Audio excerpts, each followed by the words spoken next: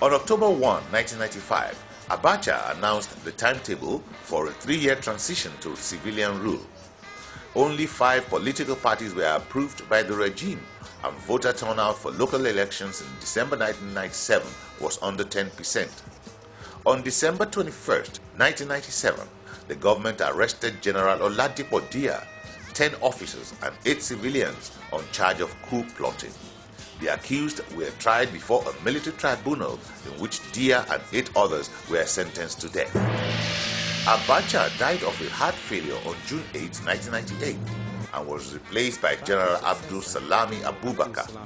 The Military Provisional Ruling Council, PRC, under Abubakar commuted the sentences of those accused in the alleged coup during the Abacha regime and released almost all known civilian political detainees. The government has also decided to withdraw all charges against political offenders. I therefore call on all Nigerians at home and abroad to reciprocate this gesture. Those who are on self-exile should return and join our efforts to build a greater nation. Pending the promulgation of the Constitution written in 1995, the government observed some provisions of the 1979 and 1989 constitutions. Neither Abacha nor Abubakar lifted the decree suspending the 1979 Constitution, and the 1989 Constitution was not implemented. In August 1998, Abubakar appointed the Independent National Electoral Commission (INEC) to conduct elections for local government councils, state legislatures and governors, the National Assembly and President. The National Electoral Commission successfully held elections on December 5, 1998, January 9, 1999, February 20 and February 27, 1999 respectively.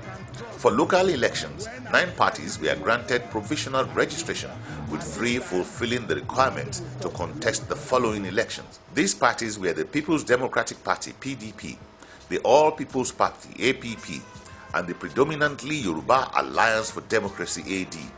Former military head of state Olusegun Obasanjo, freed from prison by Abubakar, ran as a civilian candidate and won the presidential election.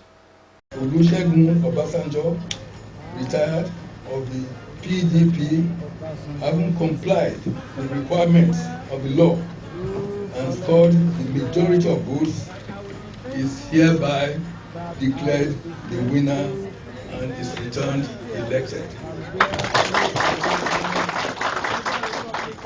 The PRC promulgated a new constitution based largely on the suspended 1979 constitution before the May 29, 1999 inauguration of the new civilian president.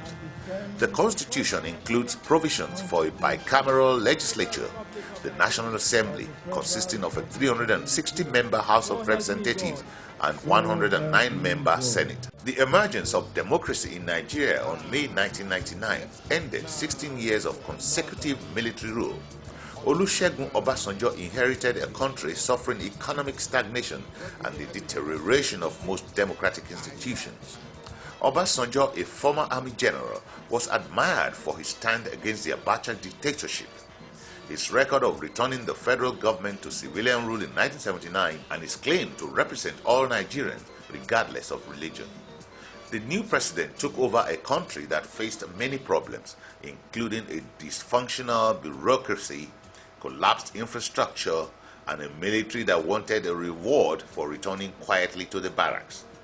The president moved quickly and retired hundreds of military officers holding political positions, established a blue ribbon panel to investigate human rights violations, released scores of persons held without charge, and rescinded numerous questionable licenses and contracts left by the previous regimes.